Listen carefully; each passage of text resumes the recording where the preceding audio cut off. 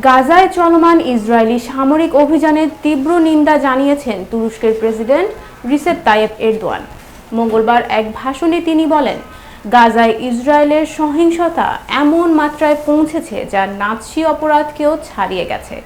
গাজায় যখন মানবিক সংকট চরমে, তখন এরদোয়ান জানান, অব্যাহত বিমান হামলা ও অবরোধের কারণে লাখো মানুষ খাদ্য, পানি ও চিকিৎসা সেবার মতো মৌলিক অধিকার থেকে বঞ্চিত।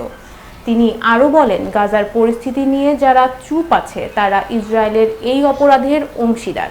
তুরস্কের প্রেসিডেন্ট জানান, তার সরকারের লক্ষ্য গাজায় ইসরায়েলি হামলা বন্ধ করা এবং জরুরি খাদ্য ও চিকিৎসা সহায়তা পৌঁছানো।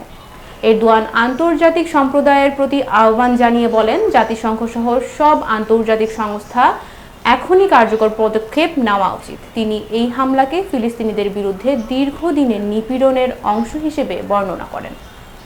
অন্যদিকে ইসরায়েল দাবি করেছে, গাজায় তারা কেবল সন্ত্রাসী গোষ্ঠী হামাসের অবকাঠামো লক্ষ্য করে অভিযান চালাচ্ছে। তাদের ভাষায়, হামাস বেসামরিক স্থাপনাকে ঢাল হিসেবে ব্যবহার করছে। এরদোয়ানের এই বক্তব্যের পর বিশ্বজুড়ে গাজায় যুদ্ধবিরতি ও মানবিক ত্রাণ পৌঁছাতে আন্তর্জাতিক চাপ আরও জোরালো হয়েছে বলে মনে করছেন পর্যবেক্ষকরা।